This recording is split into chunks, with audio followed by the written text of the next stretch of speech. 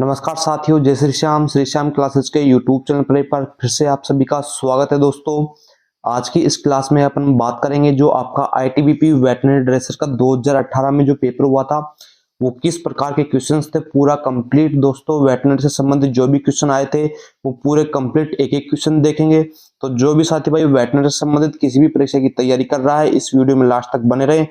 साथियों, क्लास कैसी लगती है कमेंट में जरूर बताया करें। चलिएगा दोस्तों, आज की क्लास का अपना पहला क्वेश्चन देखते हैं। क्वेश्चन क्या है?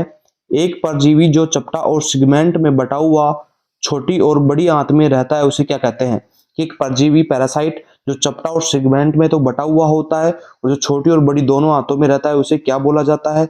दोस्तों, राइट आंसर हो जाएगा टैप वर्म। जो होता है चपटा और सेगमेंट में बटा हुआ एक परजीवी होता है जो छोटी और बड़ी दोनों आंतों में रहता है। दोस्तों, ठीक है। अगला क्वेश्चन देखिएगा, निम्न में से कौन सा उपापचय रोग रक्त शर्करा की कमी से कर होता है? कि निम्न में से कौन सा ऐसा उपापचय मेटाबॉलिक रोग है जो रक्त में शर्करा की कमी के कारण से होता है? दोस्तों, जो कीटोसिस डिजीज है ये रक्त में शर्करा की कमी से होने वाला मेटाबॉलिक जो डिजीज होता है, कौन सा? कीटोसिस। राइट आंसर हो जाएगा आपका ऑप्शन नंबर फर्स्ट। ठीक है। अगला क्वेश्चन देखिएगा, निम्न में से कौन सी बीमारी क्लोस्ट्रिडियम नामक के जीवाणु से होती है? कि निम्न में से कौन सी बीमारी है जो क्लोस्ट्रिडियम नामक जीवाणु के कारण से होती है?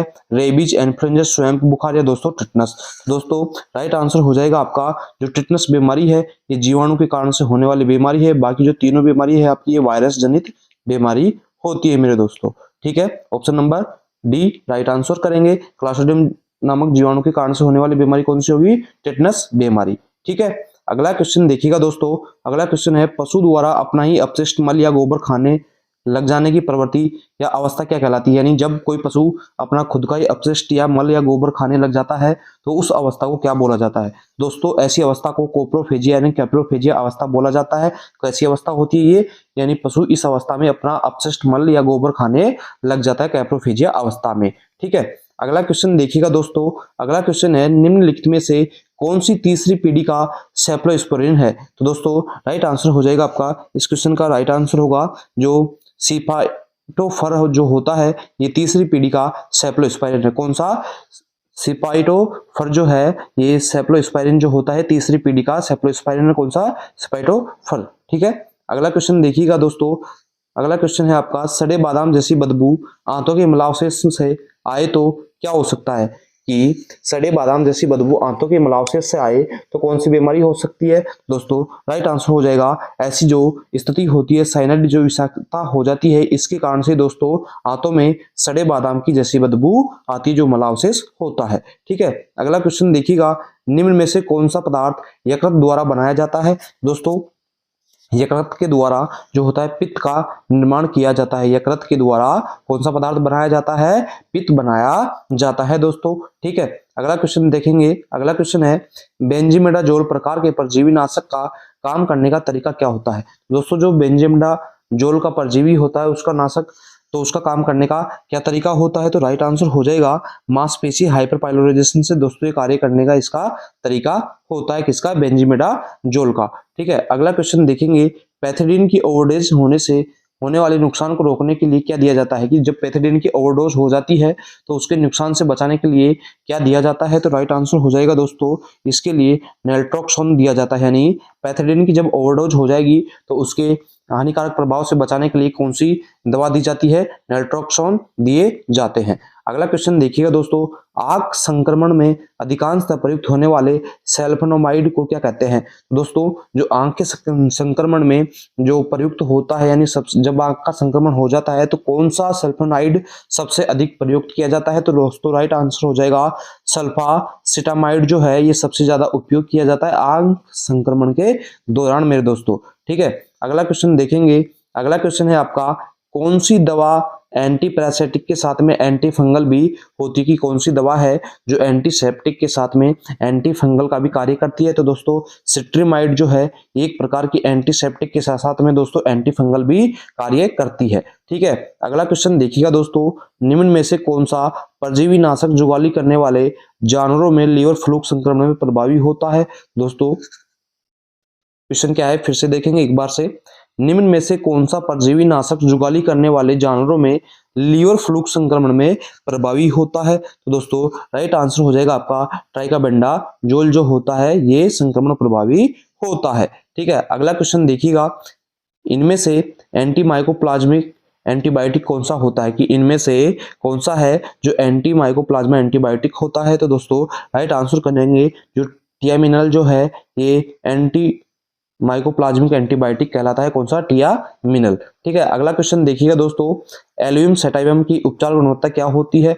दोस्तों एल्यूमिन सेटाइवम की जो उपचार गुणवत्ता होती है वो जीवाणु रोधी होती है, बैक्टीरियल रोधी। ठीक है, अगला क्वेश्चन देखिएगा साथियों, आयुर्मेक्टिन इंजेक्शन का 1% घोल होता है। तो दोस्तों ये जो घोल होता है 1.001 ग्राम आयुर्मेक्टिन 1 ml घोल में होता है दोस्तों। ठीक है, अगला क्वेश्चन देखिएगा दोस्तों, अगला क्वेश्चन है कुत्तों के लिए चॉकलेट विषाक्त है क्योंकि उसमें निम्न पदार्थ होता है। कि दोस्तों जो कुत्तों के लिए चॉकलेट होता है वो विषाक्त पदार्थ होता है क्योंकि उसमें निम्न पदार्थ होता है। कौन सा पदार्थ होता है दोस्तों? राइट आंसर करेंगे थियोब्रोमाइन जो होता है चॉकलेट के अंदर उपस्थित होता है, इसीलिए दोस्तों कुत्तों के लिए विषाक्त पदार्थ का कार्य करता है। ठीक है, अगला क्वेश्चन देखिएगा, यूनिवर्सल एंटीडोट में सक्रिय चारकोल मैग्नीशियम ऑक्साइड के साथ होता है। कि जो दोस्तों यूनिवर्सल एंटीडोट होता है उसमें सक्रिय चारकोल मैग्नीशियम ऑक्साइड के साथ में क्या होता है दोस्तों? उसमें टेनिन्स उपस्थित होता है। किसके अंदर? यूनिवर्सल एंटीडोट में दोस्तों। अगला क्वेश्चन देखेंगे, लंबे समय तक काम करने वाली निम्न में से कौन सी पेनिसिलिन होती है? दोस्तों जो लंबे समय तक कार्य करेगी कौन सी करेगी? बेंजाथीन पेनिसिलिन जो होती है लंबे समय तक कार्य करने वाली दोस्तों पेनिसिलिन कहलाती है। अगला क्वेश्चन देखिएगा, निम्न में से किस जीवाणु रोधी एंटीबायोटिक को समय आधारित कहते हैं? कि निम्न में से कौन सी जीवाणु रोधी एंटीबायोटिक है जिसको समय आधारित कहा जाता है? तो दोस्तों राइट आंसर हो जाएगा एमोक्सिलिन जो है ये समय आधारित दोस्तों एंटीबायोटिक कहलाती है। ठीक है, अगला क्वेश्चन देखिएगा, निम्न में से कौन सा रोमंथी जानवर नहीं होगा? तो दोस्तों जो शुतुरमुर्ग होता है ये रोमंथी जानवर नहीं होता है, बाकी बाइंस, याक और ऊंट भी दोस्तों लगभग रोमंथी की श्रेणी में आता है। एक ही पार्ट इसमें अमाशय का अनुपस्थित होता है, इसलिए अपन इन तीनों को दोस्तों ऐसे क्वेश्चंस में रोमंथी की श्रेणी में गिन सकते हैं ऊंट को। तो शुतुरमुर्ग जो होगा दोस्तों ये रोमंथी की श्रेणी में नहीं आएगा। ठीक है, अगला क्वेश्चन देखिएगा, अंडे या जीवाणु को उचित तापमान पर रखने के लिए प्रयोग उपकरण कौन सा होता है? कि जो अंडे और जीवाणु होते हैं उन्हें उचित तापमान पर रखने के लिए कौन सा उपकरण उपयोग में किया जाता है? दोस्तों राइट आंसर करेंगे इन्वेक्टर जो है, इनक्यूबेटर जो होता है ये दोस्तों काम में लिया जाता है, इनक्यूबेटर। ठीक है, अगला क्वेश्चन देखेंगे, इलेक्ट्रॉन माइक्रोस्कोप का आविष्कार कब हुआ था? तो दोस्तों सन 1931 में इलेक्ट्रॉन माइक्रोस्कोप का आविष्कार किया गया था दोस्तों। अगला क्वेश्चन देखेंगे, इलेक्ट्रॉन इंसेफेलोग्राफी किसके लिए प्रयुक्त की जाती है? जो इलेक्ट्रॉन सिफिलोग्राफी होती है वो किसके लिए प्रयुक्त की जाती है? तो दोस्तों राइट आंसर हो जाएगा इलेक्ट्रॉन सिफिलोग्राफी जो होती है मस्तिष्क क्रिया हेतु दोस्तों काम में ली जाती है मेरे दोस्तों। अगला क्वेश्चन देखेंगे, इलेक्ट्रोकार्डियोग्राफ का उपयोग किस अंग के इलेक्ट्रॉनिक संकेत रिकॉर्ड करने के लिए किया जाता है? अगला क्वेश्चन क्या है, इलेक्ट्रोकार्डियोग्राफ का उपयोग किस अंग के इलेक्ट्रॉनिक संकेत रिकॉर्ड करने के लिए दोस्तों किया जाता है? फेफड़ों, मस्तिष्क, हृदय या उपरोक्त सभी? दोस्तों जो हृदय के इलेक्ट्रॉनिक संकेत होते हैं उनको रिकॉर्ड करने के लिए इलेक्ट्रोकार्डियोग्राफ का उपयोग किया जाता है मेरे दोस्तों। किसके संकेत यूज करने के लिए? हृदय के। ठीक है, अगला क्वेश्चन देखिएगा कि किसी दवा की 1 ml मात्रा के लिए निम्न में से कौन सी सिरिंज का प्रयोग में लेनी चाहिए? तो दोस्तों लगभग उससे डबल मात्रा की सिरिंज लेनी चाहिए जितनी आप दवा दे रहे हैं। तो दोस्तों 1 ml की मात्रा देंगे तो दोस्तों उसमें 2 ml की अपने को सिरिंज काम में लेनी चाहिए। ठीक है, अगला क्वेश्चन देखिएगा कि कौन सा स्टेथोस्कोप का हिस्सा नहीं होता है? तो दोस्तों ईयर टिप्स, छाती का टुकड़ा और डायफ्राम, ये तीनों के तीनों जो होते हैं ये आपके जो स्टेथोस्कोप होता है इसके पार्ट होते हैं। तो राइट आंसर हो जाएगा उपरोक्त सभी। ठीक है, अगला क्वेश्चन देखिएगा, एक्स किरणों द्वारा ली गई विशेष फोटोग्राफ को कहा जाता है? जो दोस्तों एक्स किरणों के द्वारा फोटोग्राफ ली जाती है तो उसको क्या बोला जाता है? तो दोस्तों राइट आंसर हो जाएगा रेडियोग्राफ बोला जाता है। एक्स किरणों के द्वारा ली गई फोटोग्राफ को क्या बोला जाता है? रेडियोग्राफ। ठीक है, अगला क्वेश्चन देखिएगा दोस्तों, अगला क्वेश्चन है, बॉलिंग गन का उपयोग किसके लिए किया जाता है? दोस्तों पशु को गोली खिलाने के लिए दोस्तों बॉलिंग गन का उपयोग किया जाता है। ये कुछ इस प्रकार का दोस्तों एक उपकरण होता है। ठीक है, तो इसका दोस्तों उपयोग जो है बॉलिंग गन का ये पशु को गोली खिलाने के लिए किया जाता है। अगला क्वेश्चन देखिएगा दोस्तों, सामान्यतः माइक्रोस्कोप का अधिकतम मैग्निफिकेशन ओकुलर और ऑब्जेक्टिव लेंस का कितना होता है? तो दोस्तों इसका जो होता है 10x से 100x तक होता है दोस्तों। अगला क्वेश्चन देखिएगा दोस्तों, फ्लेक्सीमीटर विधि जिसका उपयोग निम्न में से किसी एक क्रिया पर किया जाता है। तो दोस्तों फ्लेक्सीमीटर विधि जिसका उपयोग निम्न में से किसी एक प्रक्रिया के लिए किया जाता है, तो दोस्तों प्रकाशन के लिए दोस्तों फ्लेक्सीमीटर विधि का उपयोग किया जाता है। ठीक है, अगला क्वेश्चन देखिएगा दोस्तों, सांस लेने से उत्पन्न आवाज एवं दिल की आवाजों को सुनने के लिए प्रयोग में किया जाता है। तो दोस्तों सभी को पता होगा स्टेथोस्कोप का उपयोग किया जाता है दोस्तों। ठीक है, अगला क्वेश्चन देखिएगा, सिर की तरफ के लिए शब्द का प्रयोग किया जाता है। दोस्तों सिर की तरफ के लिए तो दोस्तों किया जाता है क्रेनियल, जो शब्दावली होती है टर्मिनोलॉजी में आती है। दोस्तों सिर की तरफ का जो हिस्सा होता है वो कौन सा होता है, क्रेनियल जो होता है सिर की तरफ का हिस्सा होता है मेरे दोस्तों। अगला क्वेश्चन देखिएगा दोस्तों, घोड़ी के जमीन से लेकर के विदर तक की ऊंचाई मापने के लिए किस माप का उपयोग किया जाता है। दोस्तों घोड़ों को जो जमीन से लेकर के विदर तक की ऊंचाई मापने का जो माप होती है वो किसके रूप में प्रयोग की जाती है, हाथ हैंड के रूप में दोस्तों उपयोग की जाती है। ठीक है, यानी पूछा जाए आपसे जो घोड़ों की जमीन से लेकर के विदर तक की ऊंचाई जो होती है किस तरीके से मापी जाती है, दोस्तों हैंड हाथ से दोस्तों ये मापी जाती है दोस्तों। अगला क्वेश्चन देखिएगा, निम्नलिखित में से किस बीमारी का कोगिंग टेस्ट से किया जाता है, कि ऐसी कौन सी बीमारी है निम्न में से जिसका पता लगाने के लिए कोगिंग टेस्ट किया जाता है।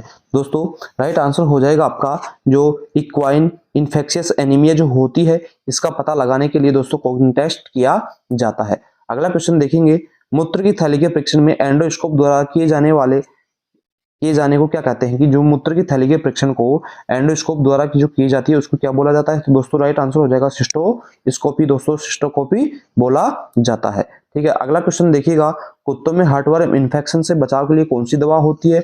दोस्तों जो कुत्तों में हार्टवर्म इन्फेक्शन से बचाव के लिए कौन सी दवा उपस्थित होती है दोस्तों, इनमें से तो मिलियोमाइसिन जो होती है दोस्तों कुत्तों में हार्टवर्म इन्फेक्शन से बचाने का कार्य करती है दोस्तों। अगला क्वेश्चन देखेंगे, खांसी से ग्रसित कुत्तों में माइट परीक्षण के लिए किस उपकरण से त्वचा की खुरचन का नमूना लिया जाता है। दोस्तों जब कुत्तों के अंदर कोई माइट परीक्षण किया जाता है तो उनकी जो त्वचा का खुरचन है वो नमूना किससे लिया जाता है, स्कैलपेल से दोस्तों इसका खुरचन किया जाता है और नमूना लिया जाता है। अगला क्वेश्चन देखेंगे, कैंसर रोधी दवाओं का प्रतिकूल प्रभाव क्या होता है। तो दोस्तों जो कैंसर रोधी दवाएं होती है इनका जो प्रतिकूल प्रभाव होता है क्या होता है, रक्तस्राव होने लग जाता है मेरे दोस्तों। ठीक है, अगला क्वेश्चन देखेंगे, याक के लिए निम्नलिखित में से कौन सा जीन सही है। तो दोस्तों जो याक होता है बोविडी प्रकार का एक जीन प्राणी होता है, इसमें बोवाइन में जो आ जाएंगी दोस्तों भेड़ आ जाएगी। ठीक है, इसमें कैप्राइन में जो आएगी दोस्तों बकरी आती है। ठीक है, और एवियन में जो दोस्तों आपके पक्षी आते हैं। ठीक है, अगला क्वेश्चन देखिएगा दोस्तों, कि ऐसा पशु जिसके सभी दांत गिर जाते हैं वो क्या कहलाता है। तो दोस्तों उसे गुम्मर बोला जाता है जिसके सभी दांत गिर जाते हैं। अगला क्वेश्चन देखेंगे, घोड़े की कितनी टार्सल हड्डियां होती हैं। तो दोस्तों राइट आंसर करेंगे घोड़े में 7 टार्सल बोन उपस्थित होती है मेरे दोस्तों। अगला क्वेश्चन देखेंगे, सिस्टो शब्द किसका सांकेतिक होता है। तो दोस्तों यह पेशाब की थैली के लिए इसका उपयोग किया जाता है सिस्टो शब्द का। ठीक है, अगला क्वेश्चन देखिएगा, निम्न में से किस जानवर में पित्ताशय पाया जाता है। तो दोस्तों घोड़ा जेब्रा जिराफ इन तीनों में किसी में भी दोस्तों पित्ताशय नहीं पाया जाता है। राइट आंसर हो जाएगा इनमें से कोई नहीं, ऑप्शन नंबर डी।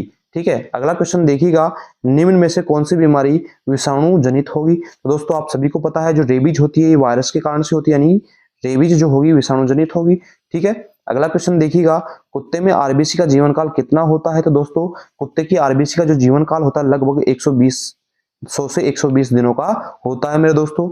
अगला क्वेश्चन देखिएगा, एनोरेक्सिया शब्द का अर्थ क्या होता है।